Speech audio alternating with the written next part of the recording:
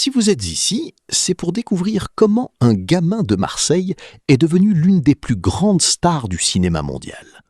Un visage qu'on n'oublie pas, ce sourire jusqu'aux oreilles, cette gueule de cheval, comme il disait lui-même en riant.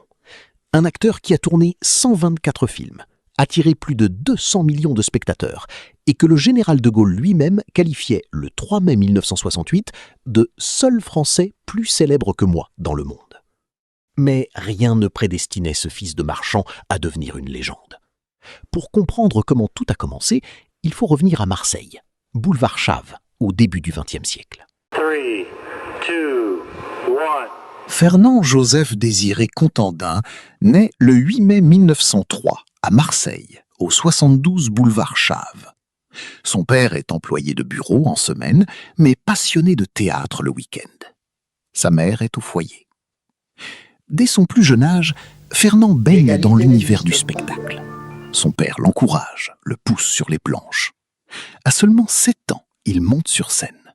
Il participe au spectacle de son père, chante, s'amuse, apprend.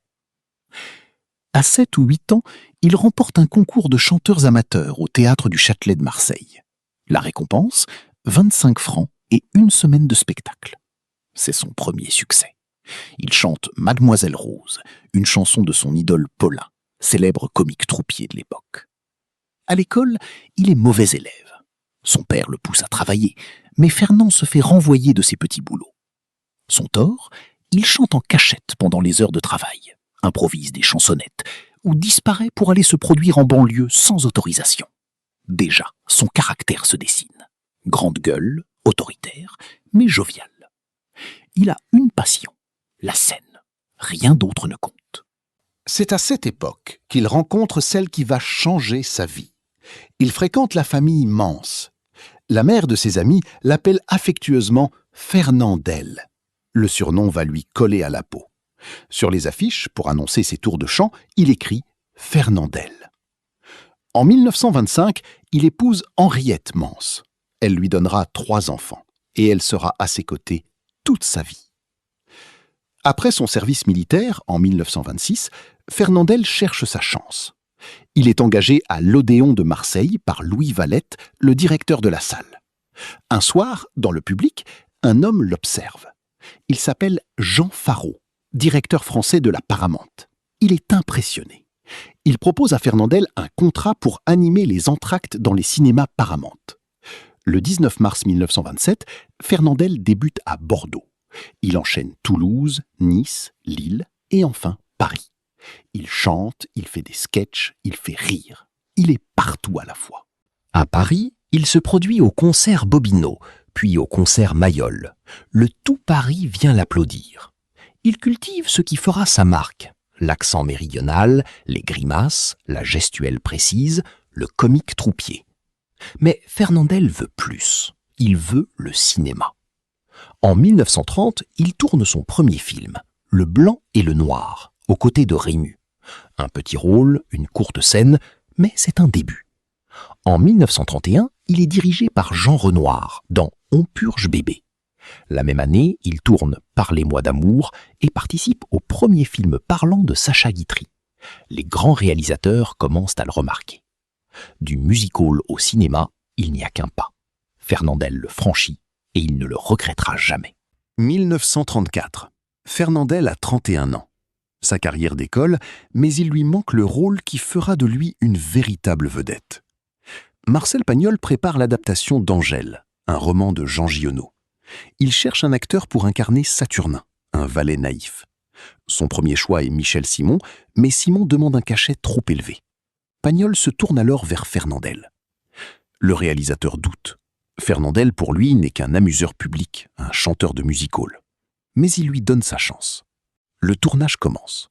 Fernandelle joue Saturnin, un ouvrier agricole simple d'esprit qui part chercher la fille d'un paysan tombé dans les griffes d'un proxénète.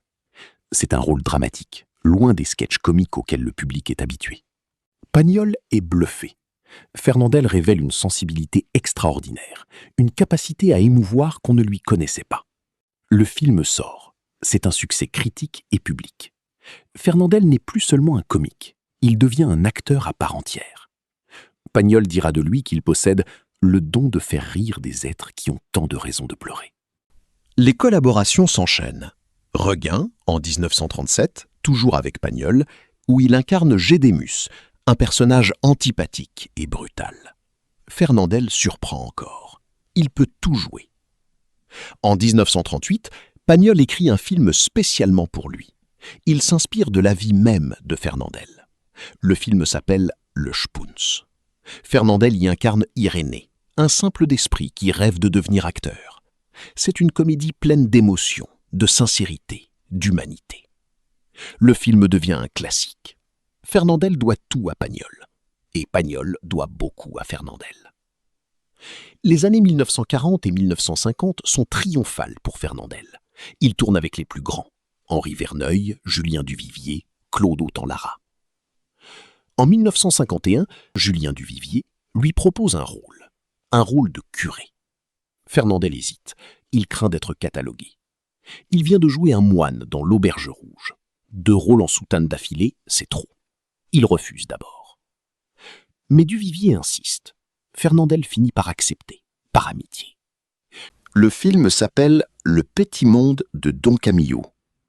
Le tournage a lieu en Italie, à Brescello, près de Parme, et dans les studios de Cinecittà à Rome.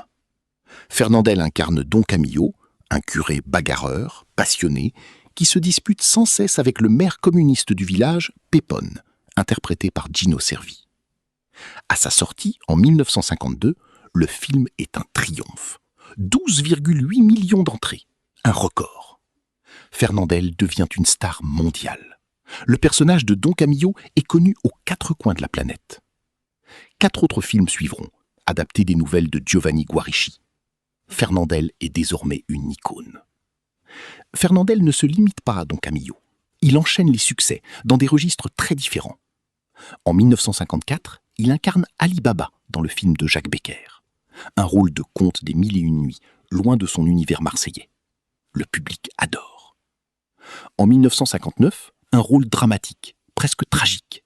Dans La vache et le prisonnier, Fernandel interprète un prisonnier de guerre français en Allemagne qui s'évade avec une vache. Il n'a pratiquement pas de dialogue. C'est son dernier grand succès populaire. En 1963, il retrouve Bourvil dans La cuisine au beurre. Les 2 géants du rire s'affrontent, se complètent, se répondent. En 1966, il tourne Le voyage du père avec Laurent Terzieff. En 1969, Heureux qui comme Ulysse. Fernandel y incarne un vieux paysan qui parcourt la France avec son cheval. Le film est magnifique, poétique, nostalgique. C'est un adieu déguisé. Car Fernandel sait qu'il est fatigué, malade. Mais il continue, il sourit, il tourne jusqu'au bout. Mais avant d'être acteur, Fernandel était aussi chanteur, et il ne l'a jamais oublié. Sa carrière musicale est parallèle à sa carrière cinématographique. Il enregistre des dizaines de chansons, souvent écrites spécialement pour lui. En 1935, il crée l'opérette Ignace, avec des paroles de son beau-frère, Jean Mance, et une musique de Roger Dumas. La chanson-titre devient un tube. Le film Ignace sort en 1937 avec Fernandel en vedette. Mais son plus grand succès en chanson, c'est Félicie aussi, enregistré en 1939. Une chanson joyeuse, un peu niaise, pleine d'accent. Les paroles, signées Albert Wilmetz et Charles-Louis Potier, sur une musique de Casimir Oberfeld. Le refrain reste gravé dans les mémoires. Des générations l'ont fredonné. D'autres tubes suivent. La bouillabaisse, si je puis m'exprimer ainsi, le tango corse. Fernandel chante l'accent, chante la Provence, chante la bonne humeur. Et le public l'adore. En 1970, Fernandel est fatigué, malade. Un cancer le ronge. Mais il tourne encore. Le 1er août 1970, interviewé sur le tournage du 5e épisode de Don Camillo et les contestataires, il boit son pastis, costumé en curé. Il sourit, mais il est fatigué.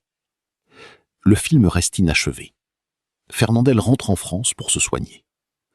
Le 15 octobre 1970, il donne sa dernière interview, dans sa villa des Trois-Lucs.